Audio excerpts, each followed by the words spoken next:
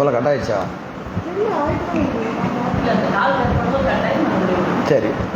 எனவே இந்த பிறவியை முடித்த உடனே சொர்க்கத்துக்கு போகணும் நரகத்துக்கு போகணுங்கிற கட்டாயம் கிடையாது. என்ன செய்வார்? அடுத்த பிறப்பை கொடுத்தாலும் கொடுப்பார். அதே மாதிரி சொர்க்கத்துக்கும் நரகத்துக்கும்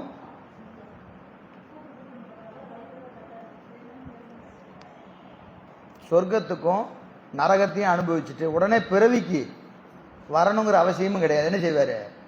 சொர்க்கத்திலிருந்து நரகத்துக்கு போயிட்டு எப்போ திருப்பியும் உன்னை சொர்க்கத்தில் போடு இல்லை திருப்பியும் நரகத்தில் போடு அப்படின்னு என்ன செய்வார்? வரலையா? ஏமா? எனவே சொர்க்க நரகத்திலிருந்து பிறவிக்கு விடணுங்கிற அவசியமும் கிடையாது. அதே மாதிரி பிறவியிலிருந்து சொர்க்க நரகத்துக்கு அனுப்பணுங்கிற அவசியமும் கிடையாது. பிறவியிலிருந்து அடுத்த பிறவி வரலாம், நரகத்திலிருந்து இன்னொரு நரகத்துக்கும் போகலாம். ஏன்? ஏற்கனவே சொன்னேன் இல்லையா, நரகத்திலேயே ஏ கிரேடு பி கிரேட்லாம் வச்சிருக்கிறாங்க. அடித்து பார்த்தா இவன் திருந்துற மாதிரி தெரியல, தூக்கி போடுறான், அடுத்த கிரேடில் போடுறான். இவனுக்கு ஒன்றும் தெரிகிற மாதிரியே தெரியல. இங்கேருந்து இன்னும் கொஞ்சம் கொடு நரகத்தில் கொண்டு போய் இவனை போடு அப்படின்னு சொன்னாலும் சொல்லுவார். அவர் அந்தந்த உயிரினுடைய பக்குவத்துக்கு தக்கவாறு என்ன செய்வார்? என்ன வேணாலும் செய்வார்.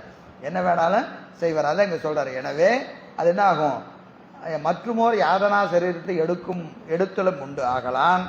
உடல் விடா யோனி பற்றி இவ்வுடம்பினை விட்டு மற்றோர் உடம்பு ஏதுவாகிய மற்றோர் யோனியில் இற்றாங்க உதிப்பினும் உதிக்கும் உதித்தல் இடைவிடாது நிகழ்தலும் உண்டு. இடைவிடாது இந்த உடம்புல இருந்து இன்னொரு உடம்பு, எது இந்த பிறவியிலிருந்து இங்கேயே ஒரு பிறவி, அப்படி கொடுக்கறதும் உண்டு. அங்கே சொர்க்கத்திலிருந்து நரகத்துக்கு, நரகத்திலிருந்து சொர்க்கம், எப்படி வேணாலும் மாறி மாறி வரலாம். அது ஒன்றில் படர்வுறாது. அது மட்டுமல்ல, ஒரு யோனியிலே தங்காது. ஒரு யோனியிலே தங்காது. இப்போ சொர்க்கத்தை முடிச்சாச்சு, நரகத்தை முடிச்சாச்சு, அவன் எங்கே வரணும்? மேலே பிறப்புக்கு வரணுமா இல்லையா? அப்படி பிறப்புக்கு வராமல் என்ன செய்யும்? பாடானம் போல் கிடந்து கல் மாதிரி அவரை கொஞ்ச நாள் பெண்டிங் போடியா. சொர்க்கத்தை அனுபவிச்சாச்சு, நரகத்தை அனுபவிச்சாச்சு, நேராக பிறப்புக்கு வரணுமானா? இல்லை வேண்டாம், கொஞ்ச காலம் அவனை அப்படியே விடு. எங்கே? கல் மாதிரி உயிர் கிடக்கும். பிறப்புக்கு வாராமல் இன்ப துன்பத்தையும் நுகராமல். ஏன் இன்ப துன்பம் நுகரணும்? எங்கே போகணும்? சொர்க்கத்துக்கும் நரகத்துக்கும் போகணும். வினையை செய்யணும்னா பிறவிக்கு வரணும். இந்த ரெண்டுக்கும் இல்லாமல் கல் மாதிரி கிடக்கும். கல் மாதிரி கிடக்கும். இது நீங்கள் திருவாசகத்தில் கல்லாய் மனிதராய் பேயாய் கணங்களாய் வல்லசிறராய், இந்த கல்லாய் என்பதற்கு இந்த பாடல் தான் மேற்கோள். கல் என்பது ஒரு பிறவின்னு சொல்லக்கூடாது. ஏன்னா கல் என்பது சடப்பொருள்.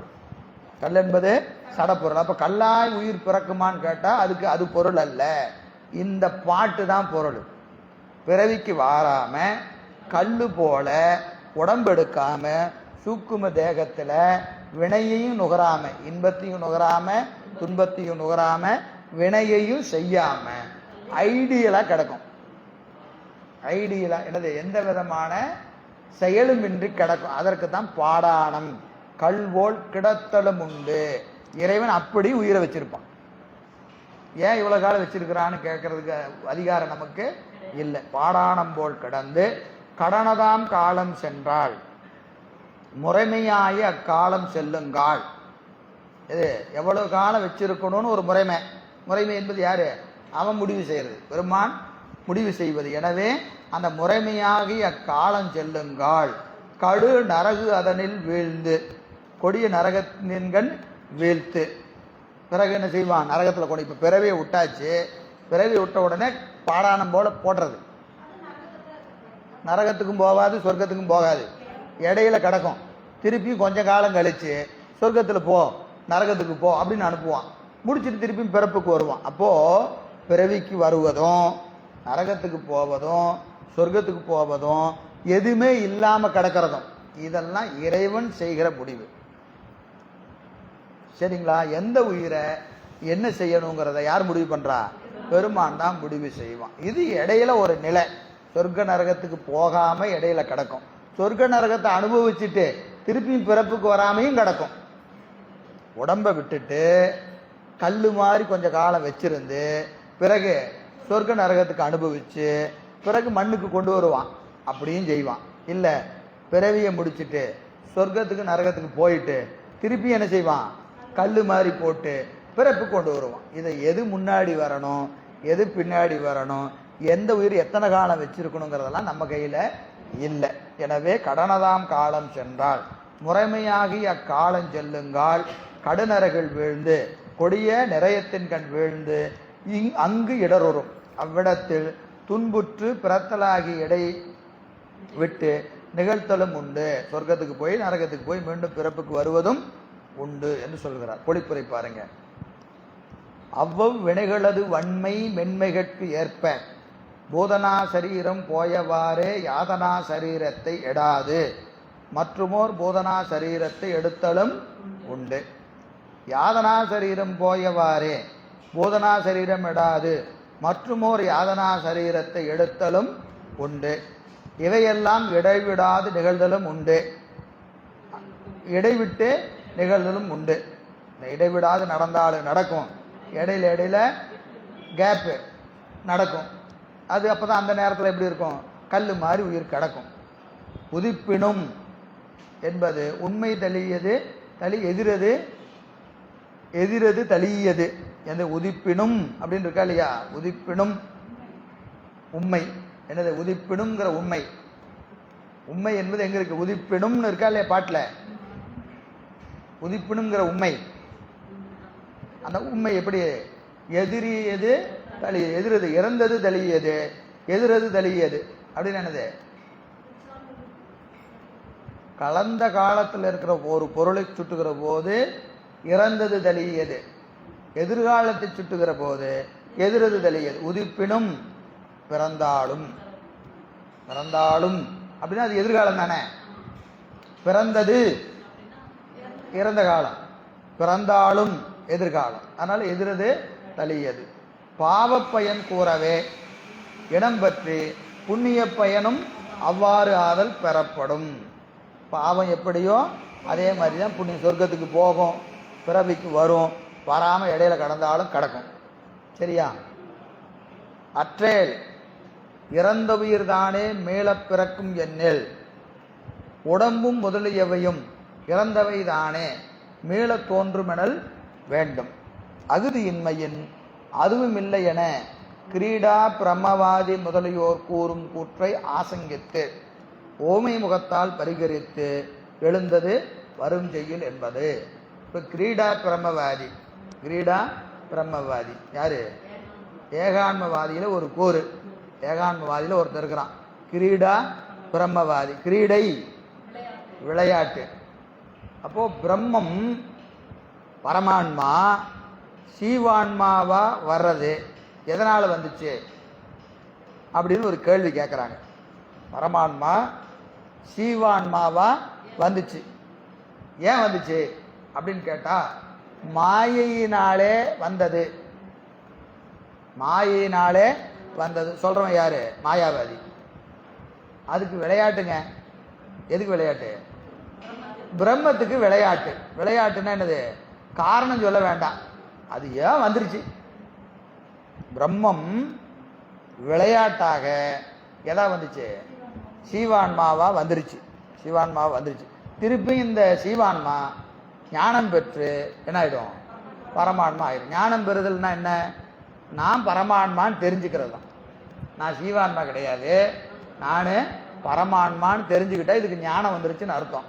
ஞானம் வந்துட்டா இது என்ன ஆயிடும், பரமான்மாவா ஆயிரும். அப்போ பல பிறப்புகள் உயிர் எடுக்காது. உயிர் என்ற ஒன்றே இல்லை, உயிர் என்ற ஒன்றே இல்லை. உயிர் என்பது எது, பரம்பொருள் தான். இது யாருடைய கருத்து, நம்மளுது இல்லை, கிரீடா பிரம்மவாதியோட கருத்து. புரியுதா? பரமான்மா சீவான்மா ரெண்டும் ஒன்று தான்.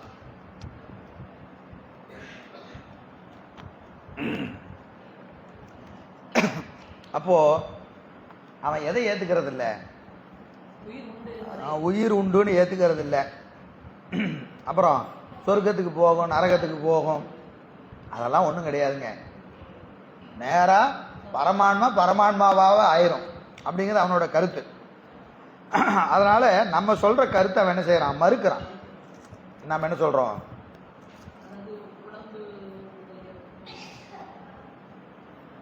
என்ன சொன்னோம்? இது வரைக்கும் அதை தான் சொன்னோம்.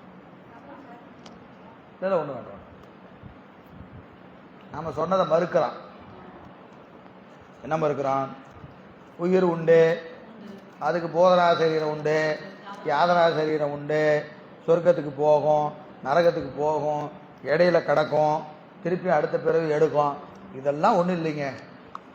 உயிர் இறந்தா மேலே பிறக்குன்னு சொல்றியா இல்லையா? அப்போ உடம்பு இறந்தா பிறக்குமாயான்னு கேட்குறான். இந்த உடம்பு இறந்துருச்சு, நீ என்ன சொல்ற? உயிர் இறந்துருச்சுன்னா மேலே பிறக்கும் சொல்றியா இல்லையா? இறந்த உயிர் மேலே பிறக்கும் என்னில் இறந்த உடலும் மேலே பிறக்கணும். பிறக்குதா? இல்லைங்க, பிறக்காது. அப்படின்னா இது இல்லைன்னா அதுவும் இல்லை. சொல்றது யாரு? கிரீடா பிரம்ம. நம்ம கருத்தை மறுக்கிறதுக்கு அவன் ஓமை சொல்றான். இறந்த உடல் இறந்த உயிர் மேல பிறக்கும் என்னில் இறந்த உடலும் மேல பிறக்க வேண்டும். அகுது இன்மையில் இகுது மின்மையா? எது இல்லை? உடம்பு மேல பிறக்காது. இந்த இறந்த உடம்பு மேல பிறக்காது. அது நம்மளும் ஒத்துக்கிறோம், அவனும் ஒத்துக்கிறான். அவன் நம்ம பார்த்து கேட்கறான், ஏயா உடம்பு மேல பிறக்குமாயா? பிறக்காது. இறந்த உடம்பு பிறக்காதுன்னா இறந்த உயிர் எப்படியா பிறக்கும் அப்படின்னு நம்ம பார்த்து கேட்கறான். அந்த கேள்விக்கு விடையாதான் அடுத்த பாட்டு சொல்றார். பன்னகம் அண்டசம் பரகாயம் தன்னில் பாய்வோர் துண்ணுதோள் முட்டை யாக்கை துறந்து செல்வது போல உண்ணிய உயிர்கள் தோள உடல் விட்டு வானூடு மண்ணியிடும் நனவு மாறி கனவினை மறுவுமா போல். பதவுரை பாருங்க. பன்னகம் துண்ணுதோள் துறந்து செல்வது போல. பன்னகம் துண்ணுதோள் துறந்து செல்வது போல பரகாயம் தன்னில் பாய்வோர் யாக்கை துறந்து செல்வது போல அண்டசம் முட்டை துறந்து செல்வது போல. 3 ஓமை சொல்றார். 3 ஓமை.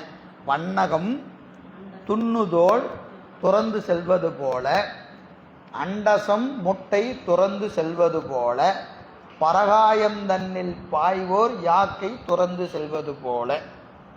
அதாவது பன்னகம்னா என்னது? பன்னகாபரணா பெருமான சொல்றோமா இல்லையா? பாம்பு. பன்னகம்னா பாம்பு. பாம்பு ஒரு தோலை உரிக்குதா இல்லையா? பாம்பு தன் சட்டை உரிக்குதா இல்லையா? பாம்பு தன் சட்டையை உரிக்குது. பன்னகம் துண்ணுதோள் துறந்து செல்வது போல. பாம்பு தன்னுடைய ஒரு சட்டையை உரிச்சிட்டு மீதி இன்னொரு உடம்போட இந்த சட்டையை இப்படி போட்டுட்டு போயிருக்கு. பார்க்குறோமா இல்லையா? பாம்பு சட்டையை உரிச்சு எங்கேயாவது தொங்கிட்டு கிடக்கும். அதுபோல பன்னகம் துண்ணுதோள் துறந்து செல்வது போல. பாருங்க, நெருங்கிய முன்னை தோளாகிய உடலினை விட்டு சென்று மற்றோர் தோளாகிய உடலினை பற்றும் பாம்பு போலவும். பாம்பு போலவும். இது ஒரு ஓமை. 2வது, அண்டசம் முட்டை துறந்து செல்வது போல. அண்டசம்னா என்னது? முட்டை. முன்னை முட்டையாகி இடத்தினை விட்டு சென்று மற்றோர் இடத்தினை பற்றும் பறவைகள் போல. முட்டைக்குள்ள இருந்த பறவை காலை வந்த உடனே என்ன செய்யுது? முட்டையை உடைச்சிட்டு வேற ஒரு இடத்துக்கு போயிருது, பறந்து போயிருது. அது 2வது ஓமை. அண்டசம் முட்டை துறந்து செல்வது போல பரகாயம் தன்னில் பாய்வோர் யாக்கை துறந்து செல்வது போல. முன்னை அச்சினை விட்டு சென்று மற்றோர் அச்சினை பற்றும் பரகாய பிரவேசிகள் போலவும். கூடு விட்டு கூடு பாயிறது. கூடு விட்டு கூடு பரகாய பிரவேசம். திருமூல நாயனார் போனாரா இல்லையா? இந்த உடம்பை விட்டுட்டு வேறொரு உடம்புல போய் பூந்துடுறது. இந்த உடம்பை விட்டுட்டு வேறொரு உடம்பு போவது போல. உண்ணிய உயிர்கள் முறையே கருதப்படும் உயிர்கள் தாம் வேறாகாது. இந்த 3லையும் அதுல இருக்கிற உயிர் வேற இல்லை. ஒரு தோலை உரிச்சிட்டு மற்றொரு தோளாகிய உடம்புல போகிற போதும் பாம்போட உயிர் மாறலை, உடம்பு மாறிடுச்சு. முதல்ல ஒரு உடம்பு இருந்தது, தோலை உடம்பு. அதை விட்டுட்டு அதுக்குள்ள ஒரு உடம்பு இருக்குது, அதை வச்சுக்கிட்டு போயிடுச்சு. சரியா? அடுத்தது முட்டையாகிய உடம்பு, அதை உடச்சிக்கிட்டு உருவம் பெற்று வேற இடத்துக்கு போயிடுச்சு, அதுவும் ஒரு உடம்ப உடச்சிக்கிட்டு போகுது.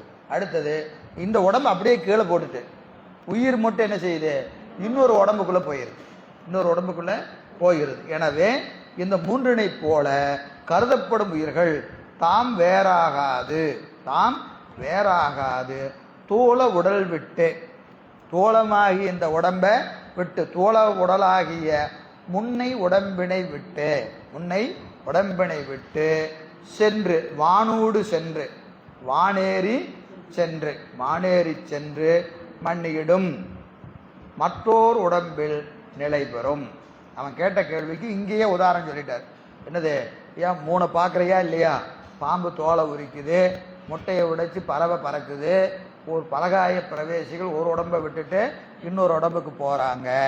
அதுபோல ஆன்மா தோள தேகத்தை விட்டு வானேறி சென்று நரகத்துக்கு போகும், சொர்க்கத்துக்கு போகும், நரகத்துக்கு போகும், சொர்க்கம். நனவு மாறி கனவினை மறுவுமா போல், நனவுணர்வு மாறி கனவுணர்வை தலைப்படுமாறு போல அறிவு வேறுபடும் என்க, அறிவு வேறுபடும் என்க. சரி, பொழிப்புரை பாருங்க. முன்னை தோல் முதலியவற்றை விட்டு சென்று மற்றொன்றினை பற்றும் பாம்பு முதலியன போல் உயிர்களும் முன்னுடம்பு விட்டு வானேறி சென்று மற்றோர் உடம்பினை பெறும் நனவு மாறி கனவு உணர்வை தலைப்படுமாறு போல அறிவு வேறுபட்டு, அறிவு வேறுபட்டு என்பதுவும் சென்று என்பது சொல்லெச்சம், வானூடு சென்று, வானூடு சென்று என்பது எச்சம். நனவு மாறி கனவினை மறுவுமா போல் அப்படின்னு இருக்கல. அறிவு வேறுபட்டு என்பது அவாய் நிலையான் வந்தது, அறிவு வேறுபட்டு என்பது அவாய் நிலையாய் வந்ததுன்னு இருக்கா இல்லையா? அறிவு வேறுபட்டு எது போல? நனவு மாறி கனவினை மறுவுமா போல். இது பாருங்க, இந்த வேறுபாடு எப்படி சொல்றான்னு பாருங்க. பன்னகம் என்பது 3 ஓமை சொன்னாரா இல்லையா? பன்னகம் அது உடம்பு வேறாதற்கு ஓமை, உடம்பு வேறாவதற்கு ஒரு ஓமை. எது போல? பாம்பு போல ஒரு உடம்பை விட்டுட்டு வேற உடம்போட வந்துடுது, ஒரு உடம்புல விட்டுட்டு இன்னொரு உடம்பு வருவதனால உடம்பு வேறாவதற்கு ஓமை எது? பாம்பு. பாம்பு தன் சட்டையை உரிக்கிறது, உடம்பு வேறாவதற்கான ஓமை. அடுத்தது அண்டசம் என்பது இடம் வேறாவதற்கு ஓமை. ஒரு பிறவியில பிறந்து சொர்க்கத்துக்கு போய் நரகத்துக்கு போய் மீள இங்க வருகிற போது அதே இடத்துக்கு வரணுங்கிற அவசியம் இல்லை. உடம்பு மாறி பிறக்கும், இடம் மாறி பிறக்கும், இடம் மாறி பிறக்கும். இடம் மாறி பிறக்கும் என்பதற்கு முட்டை ஓமை. தான் இருந்த இடம் முட்டைக்குள்ள, அந்த பறவை முட்டைக்குள்ள இருந்தது, உடச்சிக்கிட்டு வேற இடத்துக்கு போயிடுச்சா இல்லையா? அப்போ இடம் மாறுதற்கு ஓமை முட்டை. பரகாயம் என்பது அச்சு மாறுதற்கு ஓமை. அச்சு மாறுதல், அச்சு மாறுதல் பரகாய பிரவேசம்.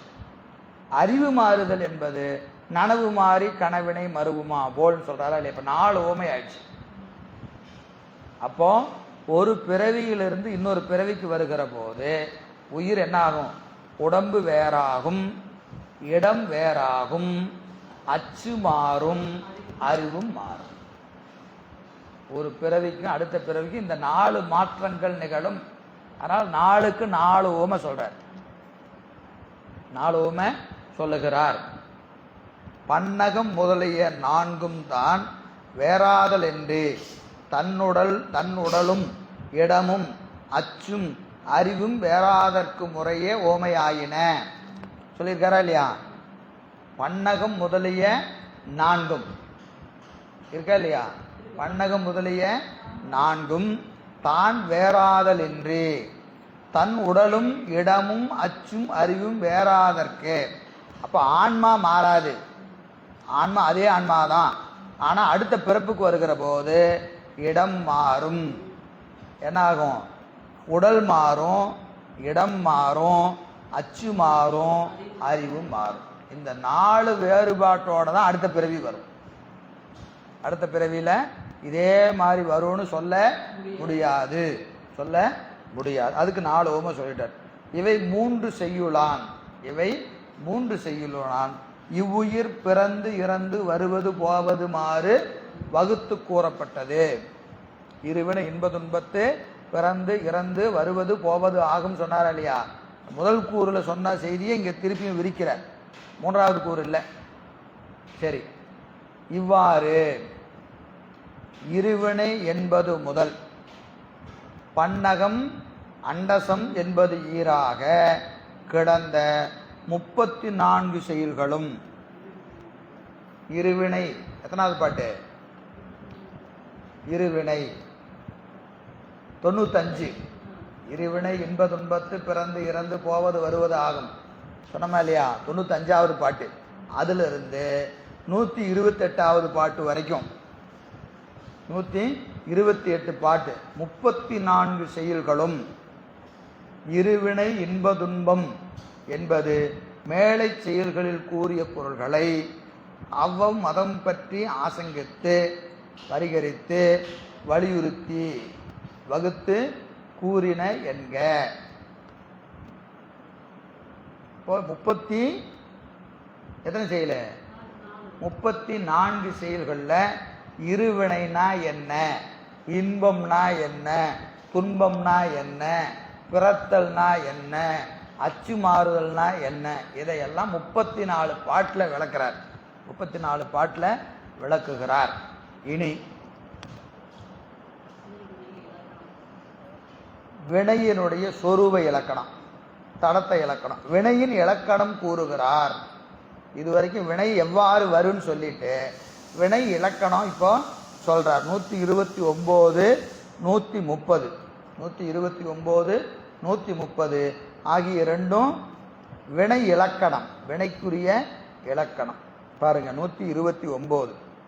தன்மமோடு அதன்மமாகி தான் இருபயனும் தந்து நன்மை தீமையனும் இன்ப துன்பினும் நாடிக்கான முன்னமே ஆன்மாவின் தன் மும்மலத்து ஒன்றாகி கண்மமும் மூலம் காட்டி காமியமலமாய் நிற்கும்.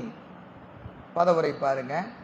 முன்னமே ஆன்மாவின் தன் கண்மமும் தான், முன்னமே ஆன்மாவின் தன் கண்மமும் தான். இத்துணையும் கூறியவாற்றான், இத்துணையும் கூறியவான். எத்துணையும் 34 பாட்டில் வினையினுடைய தன்மையை சொன்னாரா இல்லையா? அத்துணையும் கூறியவாற்றான். முற்பிறவி சதசத்தாகிய ஆன்மா, சதசத்தாகிய ஆன்மா கண் செய்யப்படும் கண்மம் எனப்படுவது. நான் சரியா படிக்கிறேன்னா இங்கே ஏதோ தப்பா இருக்கிற மாதிரி இருக்குங்க. 129.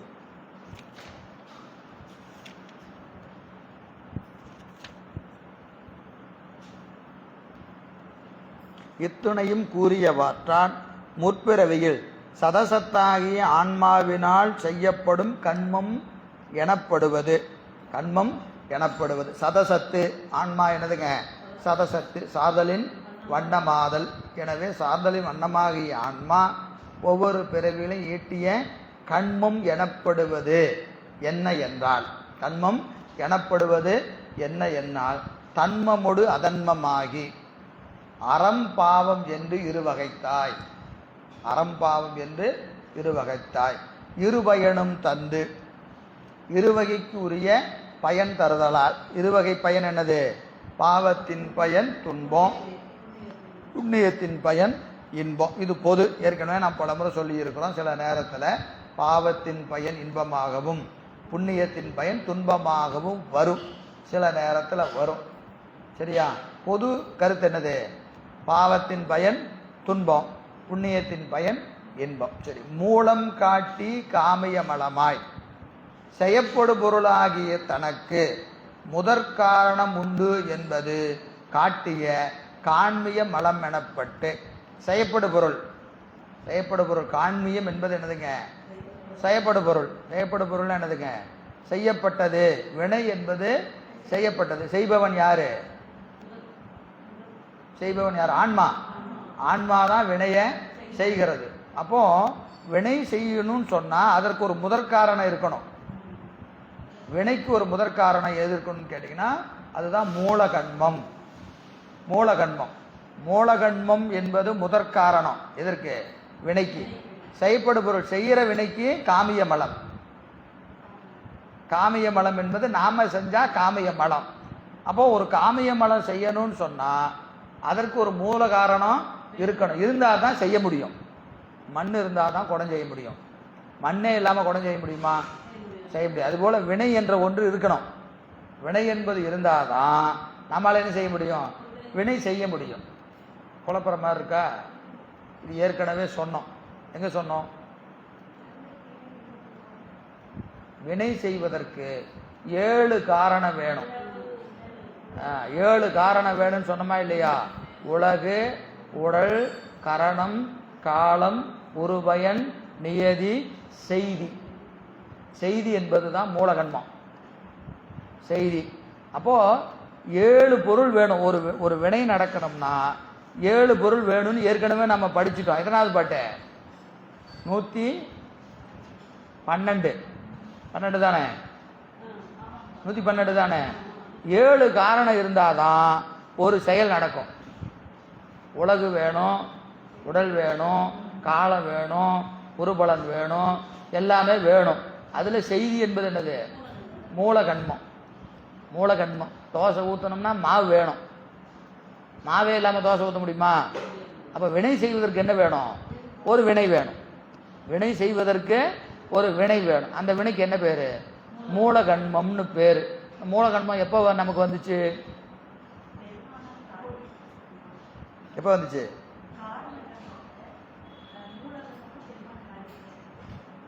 நமக்கு எப்போ வந்துச்சு மூலகன்மம்?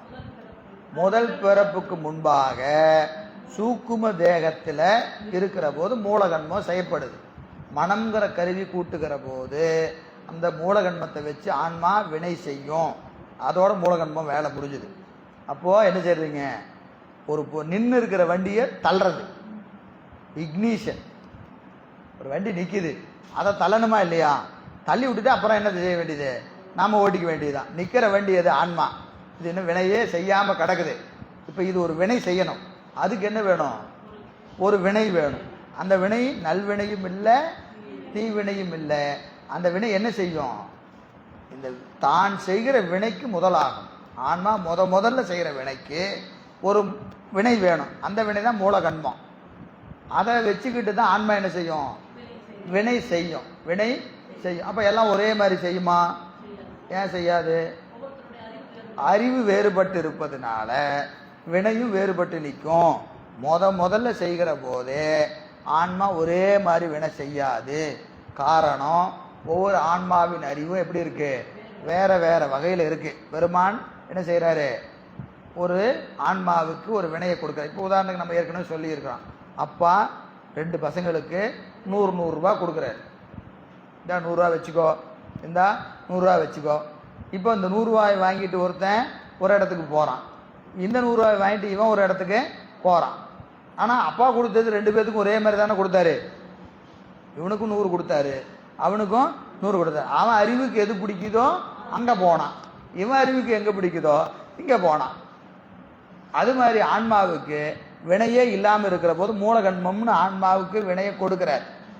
ஒவ்வொரு பிறப்பிலையும் பிறப்புல ஒவ்வொரு ஆன்மாவுக்கும் இந்தாயா பிறவிக்கு போகணும், பிறவிக்கு போகணும்னா நீ என்ன செய்யணும்? ஒரு வினை செய்யணும்.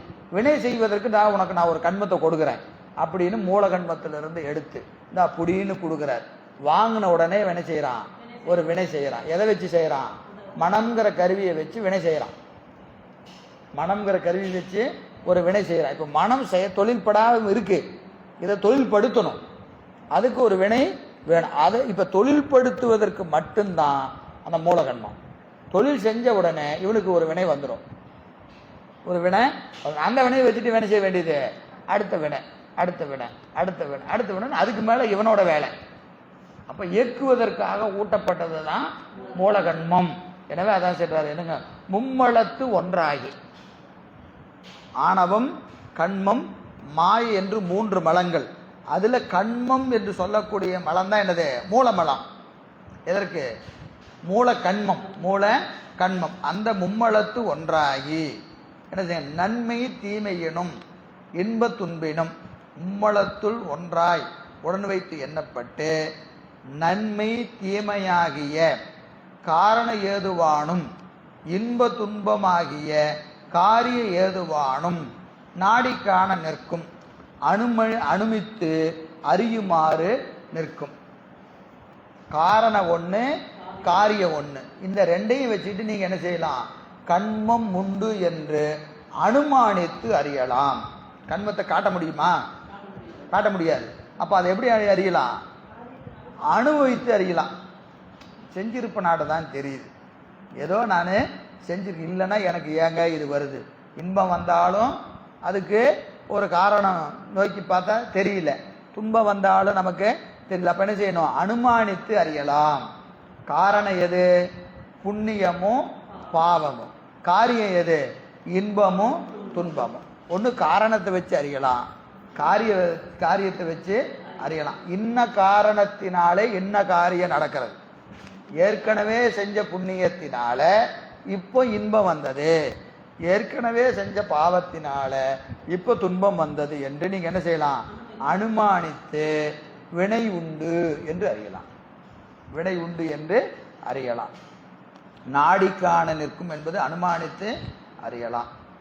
பொழிப்புரை பாருங்க. இத்துணையும் கூறிய வாற்றான் போந்த கண்மம் எனப்படுவது சதசத்தால் செய்யப்படுதலின், சதசத்தால் ஆன்மாவால் செய்யப்படுவது. கண்மம் என்பது ஆன்மாவால் செய்யப்பட்டு அறம் பாவம் என்று இருவகைத்தாய். செய்யும் போத புண்ணியத்தை செய்யும், பாவத்தை செய்யும். இருவகைக்கும் உரிய பயன் தருதலால். எதுக்கு? பாவத்துக்கும் புண்ணியத்திற்குரிய பயன் தருதலால் செய்யப்படு பொருளாகிய தனக்கு முதற்காரணம் உண்டு என்பது காட்டி, அப்போ இதற்கெல்லாம் மூல காரணமாகிய ஒரு கண்மம் உண்டு என்பதை காட்டி காண்மியம் மலம் எனப்பட்டு. காண்மியம் என்பது என்னதுங்க? காண்மியம் என்பது இப்ப நமக்கு நம்ம செஞ்ச வினை. மூல கண்மம் என்பது கண்மம்னு சொல்லணும். காண்மியம் என்பது என்னது? ஆன்மா செஞ்சது, செய்யப்படு பொருள். புரியுதா புரியலையா? கண்மம் ரெண்டு, மூல கண்மம் ஒன்று, இன்னொன்று நாம செஞ்ச கண்மம். சரிங்களா? இதுல மூல கண்மத்தை பத்தி பேச்சே இல்லை, அது உண்டுன்னு சொல்லி அதோட உடிச்சிடறாரு. காண்மியம் என்பது என்னது? நாம செஞ்ச வினை, நாம செய்யற வினைக்கு தான் காண்மியம் என்று பெயர். எனவே காண்மிய மலம் எனப்பட்டு பந்தமுறுதல் ஒப்புமையான். இப்ப பந்தமுறுதல் எது செய்யும்? மூல கண்மம் பந்தப்படுத்தாது, நாம செஞ்ச கண்மம் தான் பந்தப்படுத்தும். இப்ப காண்மியம் என்பது என்னது? உயிர் செஞ்ச கண்மம், உயிர் செஞ்ச கண்மம். இப்ப மாயை மாயேயம் சொல்றோமா இல்லையா? மாயை மாயேயம். மாயைன்னு என்னது? மாயை எது? மாயை எது?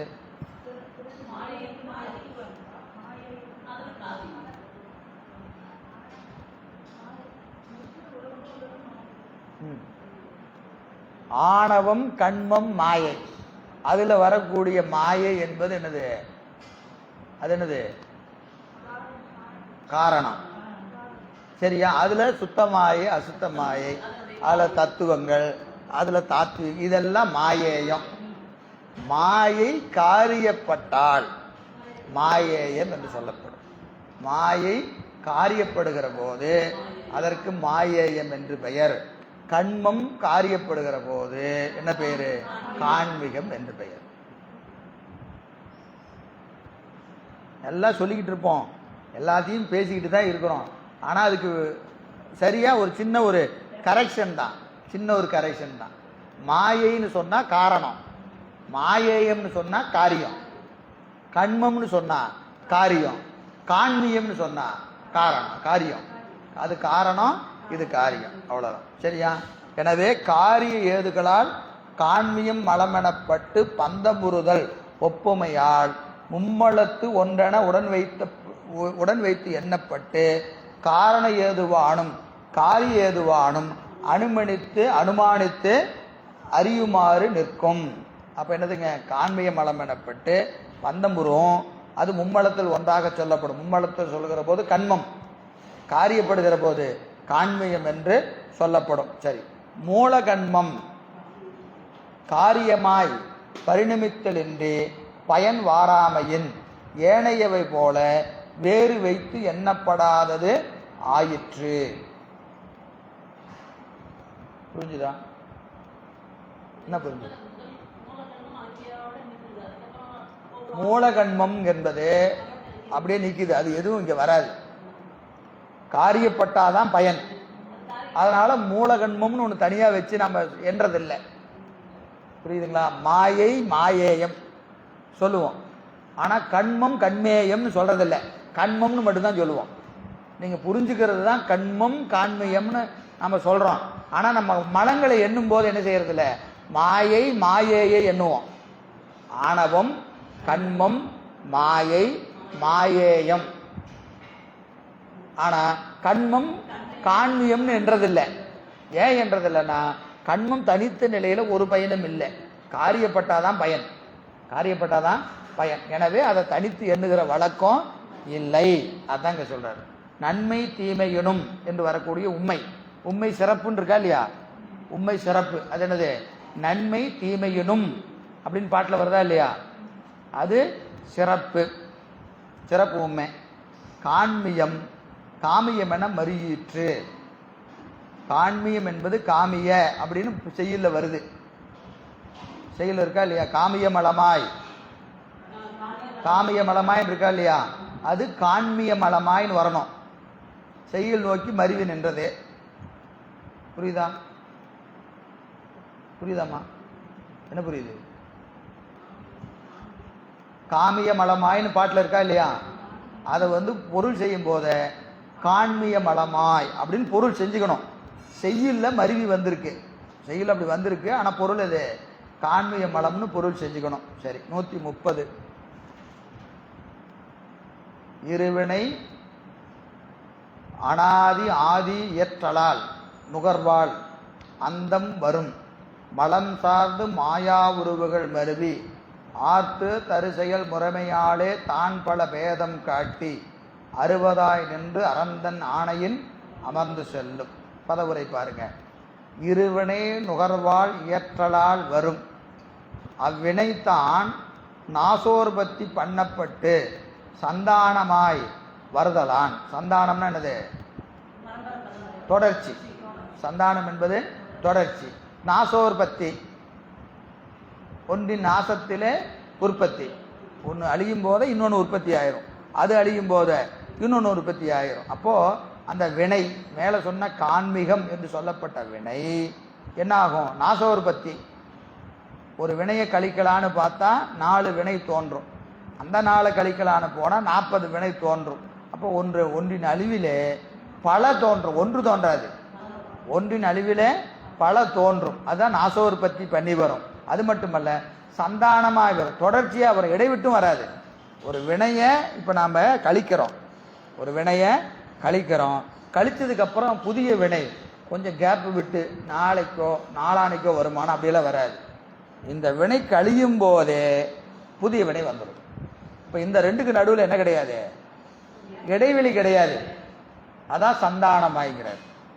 சந்தானமாக தொடர்ச்சி. இந்த கழிக்கும் போதே அப்பா தொலைச்சிட்டோன்னு சந்தோஷம்லாம் பட முடியாது. முடிஞ்சதுன்னு சொல்லும் போதே அப்படியே புதிய வினை எந்திரிச்சு நிற்கும். புதிய வினை அது ஒன்றை கழிச்சா 4ஆ நிற்கும், ஒன்றை கழிச்சா 4ஆ நிற்கும். அதனால் என்னதுங்க, வினையை நம்மால் கழிக்க முடியாது. ஒரே வழி என்னது? ஏகனாகி நின்னாதான் வினை கழிக்கும். நான் செய்யலை, கையை தூக்கிரோணும், சாமி நான் இல்லை, இதுக்கு நான் பொறுப்பில்லை அப்படின்னு கையை தூக்குனால் அன்றி புதிய வினை தோன்றாம இருக்கவே இருக்காது. எல்லாம் எப்பெல்லாம் சந்தோஷப்படுறோமோ, எப்பெல்லாம் கங்குறோம் ஓல விடுறோமோ, அப்பெல்லாம் முன்னாடி 4 அரக்கன் நிற்கிறான்னு நினச்சிக்கங்க. நம்மளை போட்டு அமுத்துறதுக்கு 4 பேர் நிற்கிறான். சிரிச்சா நிற்கிறான், அழுதா நிற்கிறான். ஏன்? வினையை கழிக்கிறோம், கழிக்கும் போதே நிற்கிறான், நிற்கிறான். இவனை எப்போ கழிக்கிறது? இவனை எப்போ கழிக்கிறது? பயம் வரணும். இன்பம் வருகிற போதும் துன்பம் வருகிற போதும் சாமி எங்கே கொண்டு போய் நிறுத்த போதே தெரியலையே அப்படின்னு பயம் வரணும் இல்லையா? பயம் வந்தாதான் திருவடி மேலே பற்று வரும். பயம் வரலன்னா பார்த்துக்கலாம் இன்னும் எத்தனை பிறப்பு ஆனாலும் சரி எல்லாம் பார்த்துக்கலான்னு நினைக்க வேண்டியதுதான். எனவே நாசோற்பத்தி பண்ணப்பட்டு சந்தானமாய் வருதலான் ஆதி அந்தம் அனாதி காரிய பிரபஞ்சம் போல ஆதி அந்தம் உடையதாய் பிரவாக நதியாய் ஆதி உடையது அந்தம் உடையது பிரவாக நதியாக வருவது. பிரவாக நதின்னு என்னதுங்க? பிரவாக நித்தம். இப்போ ஆற்றுல தண்ணி ஓடிட்டு இருக்கு, எப்போ பார்த்தாலும் தண்ணி இருக்கிற மாதிரியே தெரியும். ஆனால் இந்த கணம் இருந்த தண்ணி போயிருச்சு, அடுத்த கணம் இன்னொரு தண்ணி வந்து நின்றுது. ஆனால் நமக்கு எப்படி தெரியும்? எப்பவுமே தண்ணி நிற்கிற மாதிரி தெரியுதா இல்லையா? அது மாதிரி ஏற்கனவே செஞ்ச வினை இப்போ வந்து நிற்குது. இதை அனுபவிச்ச உடனே அடுத்த வினை வந்து நிற்கும், அதை அனுபவிச்சா அடுத்த வினை வந்து நிற்கும். ஆனால் எப்படி இருக்கும்? வினை தொடர்ந்து வந்து கொண்டே இருக்கும். பார்த்தா வினை எப்பவுமே நித்தமாக இருப்பதாக இருக்கும். ஆதி அந்தம் அனாதி. ஆதி என்பது என்னதுங்க? இந்த வினைக்கு ஒரு ஆதி உண்டு, அந்தம் உண்டு. ஆனால் மூலமலம் அனாதியாக இருப்பது. மூலமலமாகிய காண்மியம் அனாதியாக நிற்பது தானே. மும்மலங்களில் நிற்கிற போது அது அனாதி. நமக்கு வருகிற போது அதற்கு ஆதியும் உண்டு, அந்தமும் உண்டு. ஆதி எப்போ? முதல் பிறப்புல நாம் செஞ்சது ஆதி, கடைசி பிறப்பில் முடிக்கிற போது அது அந்தத்தை உடையது. அப்போ ஆதியும் உண்டு, அந்தமும் உண்டு, அனாதியாகவும் இருப்பது. என பிரவாக நதி நித்தமாய் மலம் சார்ந்து மாயா உருவுகள் மருவி ஏனைய ஆணவ மலம் மாயாமலங்களின் காரியங்களோடு கூடி கண்மமலத்திற்கு அளவுகோல் எது? ஆணவ மலம். ஆணவ மலம் எவ்வளவோ அவ்வளவு என்ன இருக்கும்? கண்மமலம் வேலை செய்யும். இப்போ நாம் சொல்கிறோமா இல்லையா? என்னது? ஏகனாகி நில்லு, இறைவனி நில்லு, நான் செய்யலைன்னு சொல்லு அப்படின்னு சொன்னாலும் சொல்ல முடியுமா? சொல்ல முடியாது. ஏன் சொல்ல முடியாது? ஆணவ மலம் எவ்வளவு தேஞ்சு இருக்குதோ அவ்வளவுதான் சொல்ல முடியும். எல்லா கேட்டிற்கும் அனாதி நித்த கேடு எது? ஆணவ மலம். ஆணவ மலம் தேயத்தான் எது தேயும்? கண்மம் அடங்கும். கண்மம் எவ்வளவு அடங்குகிறதோ அந்த அளவுக்கு மாயாமல சார்பு கெடும். இந்த மூணு ஒன்னோடு ஒன்று என்னதுங்க? பின்னி பிணைஞ்சு நிற்குது. இப்போ தூளமாக தெரிவது மாயா மலம். மாயையினுடைய சார்பு நமக்கு ஒருவாறு எளிதாக உயிர்த்தறியலாம். ஆணவம், கண்மம், மாய் என்று சொல்லக்கூடிய மூன்றுல கொஞ்சம் தூளமாக நம்மால் அறியக்கூடியது எதுன்னு கேட்டால் மாயாமலம். அதனால தான் நமக்கு சைவ சித்தாந்தம் நடத்துகிற போது உண்மை விளக்கம்னு ஆரம்பிக்கிறாங்க. ஏன் ரொம்ப தூளமாக இருப்பது எது? மாயாமலம். ஏன்னா கண்ணுக்கு முன்னாடி தெரியுது. உலகப்பற்று எவ்வளவு இருக்குதுங்கிறத நாம் என்ன செய்யலாம்? மாயாமல சார்பு அதுதானே. இப்போ நமக்கு தெரியுமா தெரியலையா? எது மேலே நமக்கு பற்று இருக்கு? வீட்டு மேலே இருக்கா? இருக்கு. மனைவி மேலே இருக்கா? இருக்கு. பொருள் மேலே இருக்கா? இருக்கு. இப்போ நமக்கு என்ன சார்பு தெரியுது? மாயாமல சார்பு நல்லா தெரியுது. ஆணவம் தெரியுதான்னு கேட்டால் அது எப்படிங்க பார்க்கறது? உள்ள அது எப்படி இருக்குதுன்னு தெரியல. வினை எப்படி இருக்குது தெரியல. ஆனால் மாயாமல சார்பு நல்லா தெரியுது. இப்போ எவ்வளவு மாயை சார்பு இருக்கிறதோ அவ்வளவு கண்மமல சார்பு உண்டு. ஏன்னா ரெண்டு ரெட்டைன்னு சொல்லியாச்சு. ரெண்டும் ரெட்டைன்னு சொன்ன என்ன அர்த்தம்? ஒரு பொருள் உலகத்தில் இருக்கிறது.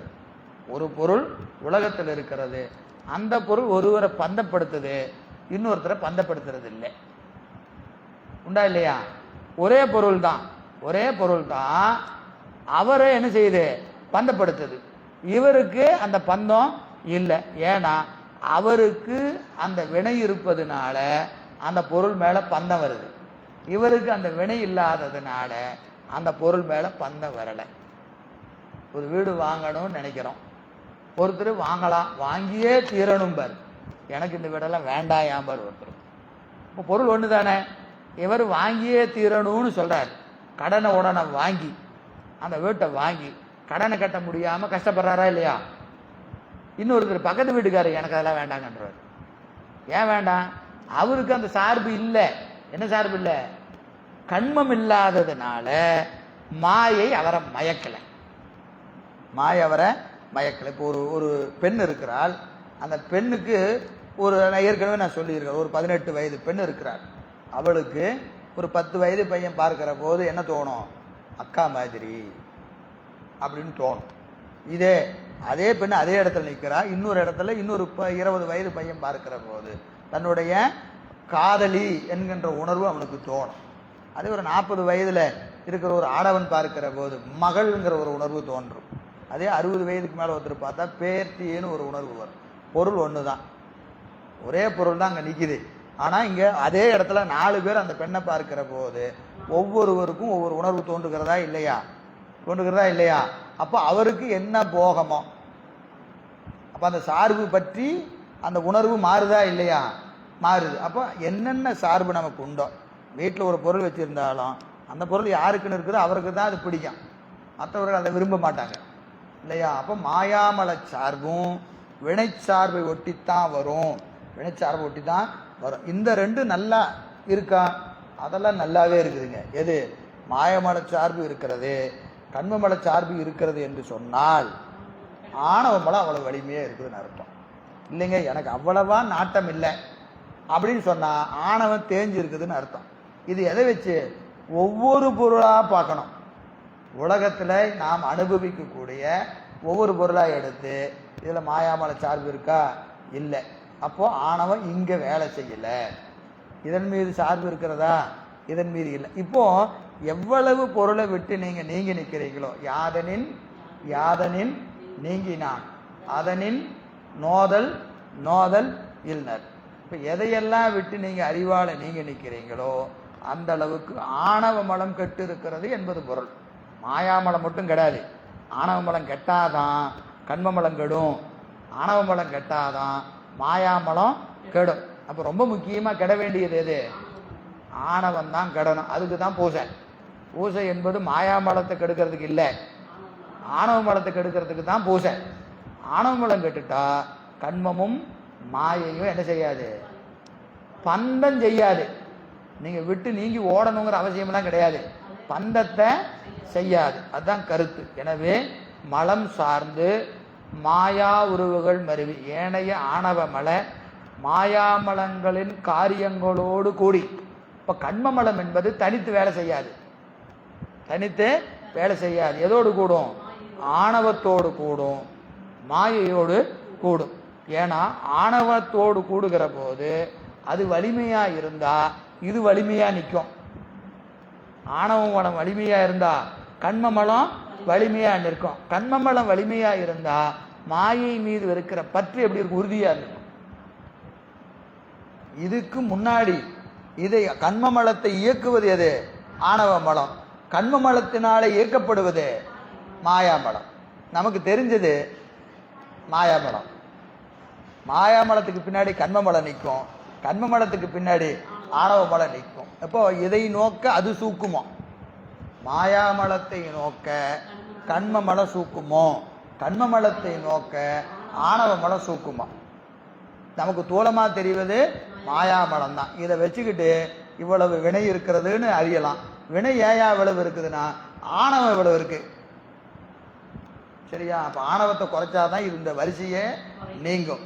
சரி. ஆர்த்து தரு செயல் முறைமையாலே உயிரை பந்தித்து தனது காரிய வேறுபாட்டிற்கு ஏற்ப தான் பல பேதம் காட்டி அவ்வுயிர்கட்கு பல்வேறு வகைப்பட்ட யோனிகளை தோற்றுவித்து அறுவதாய் நின்று சூக்குமமாய் நின்று அரந்தன் ஆணையின் அமர்ந்து செல்லும். இறைவனது ஆணையின் நடக்கும் என்க. ஆணையின் இருவினையில் எதுல இருக்கு? சிவஞான போதம். ஆணையின் இருவினை. இறைவனது ஆணையின் வழி கண்மமலம் என்ன செய்யும்? காரியத்தை செய்யும். பொழிப்புரை பாருங்க.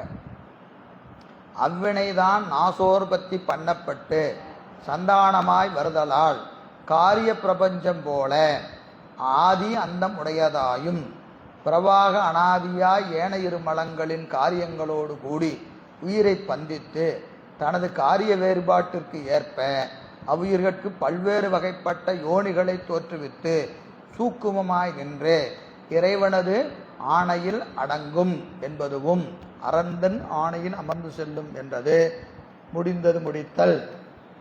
ஏற்கனவே சொல்லியாச்சு. அதை மீண்டும் என்ன செய்கிறார், வலியுறுத்தி கூறுகிறார். இந்த 2 பாட்டும் கண்மை இலக்கணம். நீங்கள் சித்தியாரில் எடுத்துக்கிட்டிங்கன்னா ஆணவ இலக்கணம், கண்மை இலக்கணம், மாயா இலக்கணம் என்று 3 இலக்கணம் இருக்குது. அப்புறம் உயிர்கள் கேவலத்தில் எப்படி இருக்கும், சகலத்தில் எப்படி இருக்கும், இதெல்லாம் ரொம்ப முக்கியமான பாட்டு. இதுவரைக்கும் நாம் என்ன பார்த்துருக்குறோம், முதல் நூற்பால உயிர்கள் என்னது உலகம் தோன்றி நின்று ஒடுங்கும், இறைவனே அதற்கான யாரு, இறைவன் யாரு, உலகத்துக்கு நிமித்த காரணன், உலகனுக்கு இறைவன் நிமித்த காரணன் என்பதை முதல் நூற்பால நிறுவியாச்சு. 2வது நூற்பால முதல் அதிகரணத்தில் இறைவன் அத்துவிதமாய் நின்று உயிர்களோடு அத்துவிதமாக நின்று என்ன செய்வான், உயிர்களை தோற்றுவித்து ஒடுக்குவான். 2வது நூற்பால முதல் அதிகரணம். இப்போ என்ன சொல்றாரு, கண்மை இலக்கணம் சொல்றாரு. இப்போதான் நீங்க இலக்கணம் நீங்க பார்த்தீங்கன்னா சித்தியாரில் கண்மத்துக்கு இலக்கணம் இங்க சொல்லி இருக்கிறார். சித்தியாரில் கண்மத்துக்கு இலக்கணம் எத்தனை பாட்டு, 2 பாட்டு, 129, 100 இதெல்லாம் மனப்பாடம் பண்ணிக்கணும். கண்மை இலக்கணம் சொல்ற இடம் சிவபிரகாசத்தில் எங்க சொல்றாரு, கண்மத்துக்கு இலக்கணம்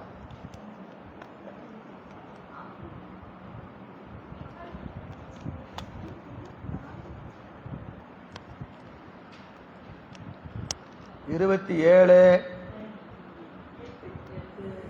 28, 29, 30 இல்லையா, கண்மத்தை பத்தி சொல்றாரு.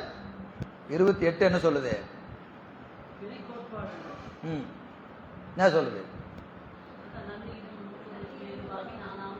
அதுதான் கண்மத்தினுடைய சொரூப இலக்கணம்.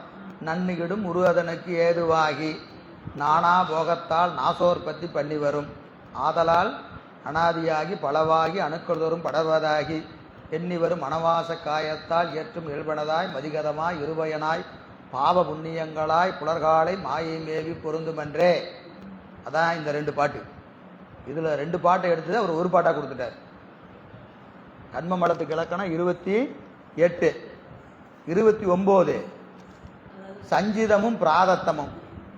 20 சிவபிரகாசம் இங்க இல்லை, சிவபிரகாசத்தில் 29 என்னது, சஞ்சிதமும் பிராதத்தமும். சஞ்சிதத்துக்கும் பிராதத்துக்கும் சொல்றாரு. 30வது பாட்டு ஆகாமியத்துக்கு சொல்றாரு. இப்போ 3 பாட்டில் சொல்றார். கண்மமலம்னா என்ன, அதை பொதுவாக ஒரு பாட்டில் சொல்லி, சஞ்சிதமும் பிராதத்தமும் ஒரு பாட்டில் சொல்லி, ஆகாமியும் ஒரு பாட்டில் சொல்றார். ஆகாமியத்துக்கு சொல்றதா ரொம்ப ரொம்ப முக்கியம். மேலை வருவினைக்கு ஏது எண்ணின் அங்கன் விருப்பு வெறுப்பு என்று அறி. எதை செஞ்சாலும் விரும்பி செஞ்சாலோ வெறுத்து செஞ்சாலோ ஆகாம இவனை வரும்.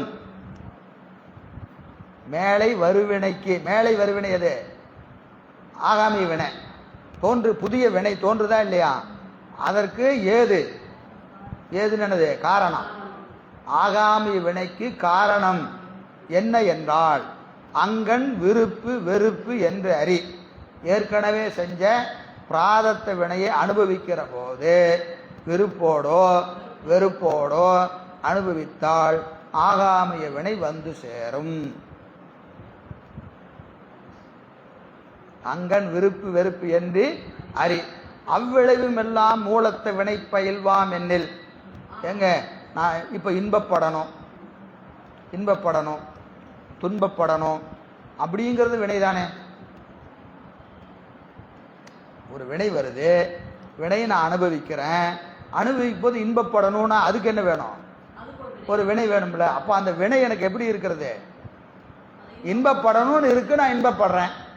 துன்பப்படணும்னு இருக்கு, துன்பப்படுறேன். அப்புறம் நீ இன்பப்பட்ட அதனால வினை வந்துச்சு, நீ துன்பப்பட்ட அதனால வினை வந்துச்சு சொன்ன, நான் இன்பப்படக்கூடாதுன்னு நினைச்சா வராம போயிருமா? கேள்வி புரியுதா? ஏற்கனவே செஞ்ச பாவம் எனக்கு இப்போ ஒரு துன்பமா வருது, ஏற்கனவே செஞ்ச புண்ணியம் இப்போ எனக்கு இன்பமா வருது. அதை நான் அனுபவிக்கிறேன். அனுபவிக்கும் போத நான் இன்பப்படணும், நான் துன்பப்படணும்னு எனக்கு என்ன இருக்கு? வினை இருக்கு. அதனால தான் நான் இன்பப்படுறேன், அதனால தான் நான் துன்பப்படுறேன். அப்போ நான் விரும்பி இன்பப்படலை, நான் விரும்பி துன்பப்படலை, எனக்கு என்ன வினை இருக்கிறதோ அதைத்தானையா நான் செஞ்சேன். இப்போ ஏன் என் கணக்கில் எழுதுறேன்னு கேட்குறாரு. நான் விரும்பி செய்யலை, நான் விரும்பி செய்யாத போது இது என் கண்ட்ரோல் என்ன இருக்கு? இதுல நானும் முடிவு பண்றதுக்கு ஏதாவது இருக்கா? நானும் முடிவு பண்றதுக்கு ஏதாவது இருக்கா? ஒண்ணுமே இல்லை. ஏற்கனவே செஞ்சது பாவம், ஏற்கனவே செஞ்ச பாவம் துன்பமா வருது. துன்பம் வரும்போது நான் என்ன செய்யறேன்? துன்பப்படுறேன். ஏன்னா பாவம் தானே எனக்கு இப்போ வந்துருச்சு. இப்போ ஏன் ஆகாம இவனை வரணும்? ஏன் வரணும்? அதுதான் பிரச்சனை. ஐயா துன்பம் வந்துச்சா? இப்ப நல்லா கேட்கிறேன், கேள்வி சூப்பரா கேட்டிருக்கேன். என்னது? ஏற்கனவே நான் செய்த பாவம் எனக்கு துன்பமாய் வந்தது அப்படின்னு சொன்னையா? நல்லா சொல்ற, அருமை. துன்பம் வரும்போது இதை யோசிச்சு பார்த்தியா? என்ன செஞ்சிருக்கணும்? எப்பவோ நான் செஞ்ச பாவம் இவன் என்ன திட்டிக்கிட்டு இருக்கிறான். ஏற்கனவே நான் செஞ்ச பாவம் இவன் வடிவில் வந்து எனக்கு முன்னாடி என்ன திட்டிக்கிட்டு இருக்குது அப்படின்னு நினைச்சையா? நீ என்ன செஞ்ச? ஏன்டா இட திட்டுற? நீ அப்படிலாம் கேட்டிருக்கணுமா இல்லையா? கேட்டையா? ஏற்கனவே செஞ்ச புண்ணியம் இவர் என்ன பாராட்டுறார். அப்ப என்ன நினைக்கணும்? ஏதோ செஞ்சது இவன் வந்து என்ன பாராட்டு இருக்கிறான். ஐயா இது நம்ம செஞ்சது என்ன இருக்கு? ஏற்கனவே செஞ்ச புண்ணியம் தான். இவன் என்ன செஞ்சுட்டு இருக்கிறான்? ஆஹா உங்க மாதிரி யாருங்க அப்படிங்க இப்படிங்கன்னு பாராட்டும் போது உங்களுக்கு என்ன ஞாபகம் இருக்கணும்? புண்ணியம் எப்போ செஞ்ச மாட்டிருக்குது, இவன் ஏதோ சொல்லிட்டு இருக்கிறாயா அப்படின்லாம் போயிருக்கணும். ஆஹா ஆமாங்க ஆமாங்க ஆமாங்க ஆமாங்க நான் தாங்க செஞ்சேன். அது பக்கத்துல அவன் செஞ்சதையும் சேர்த்தி அது கூட இப்ப நாம் 4 பேர் சேர்ந்து செஞ்சிருப்போம். அவன் வந்து நம்மளை பாராட்டுவான். நம்ம என்ன சொல்லணும்? நான் மட்டும் செய்யலீங்க, அவரும் தாங்க செஞ்சார். அப்படியாவது சொல்லணுமா இல்லையா? ஆமாம்மாங்க நானே தாங்க செஞ்சேன். அப்ப என்னது? ஐயா நீ பேசுறதெல்லாம் வியாக்கியானமெல்லாம் கரெக்டாக தான் இருக்கு. அனுபவிக்கிற போது நான் செய்த வினை எனக்கு இந்த வடிவத்தில் வருதுன்னு நினைச்சியா? நினைக்கல. இல்லை, அந்த நினைப்பு தாயா ஆகாமியம். நீ நினைச்சியா இல்லையா? நான் தான் செஞ்சேன் நினைச்சியா இல்லையா? நல்லதெல்லாம் நான் செஞ்சேன், கெட்டதெல்லாம் அவன் செஞ்சான். சொல்றியா இல்லையா? அதுக்கு பேரு தாயா ஆகாமிய வினை. அதுக்கு பேரு தான் ஆகாமி வினை என்று அழகா இதுல சொல்ற. சிவபிரகாசத்துல இருக்கு. அப்போ சிவபிரகாசத்துல 28, 29, 30, சித்தியார்ல 129, 130 கண்மத்திற்கு இலக்கணம், மாய இலக்கணம். அடுத்த அதிகாரத்துல சொல்றார். 4வது அதிகாரத்துல ஆணவ இலக்கணம் சொல்றார். சித்தியார்ல 2வது அதிகாரம் கண்மத்துக்கு இலக்கணம் சொல்றாரு, 3ல மாய இலக்கணம் சொல்றாரு, 4ல ஆணவமலை இலக்கணம் சொல்றாரு. அதெல்லாம் அங்கங்க வரும்போது பார்ப்போம். எனவே இவ்விரண்டு செயல்களால் அவ்விருவினையின் சொரூபம் இது என கூறப்பட்டது என்று சொல்றார். சரி, அடுத்ததை நம்ம மதியம் அமர்வுக்கு பார்ப்போம். திருச்சிட்டம்பலம்.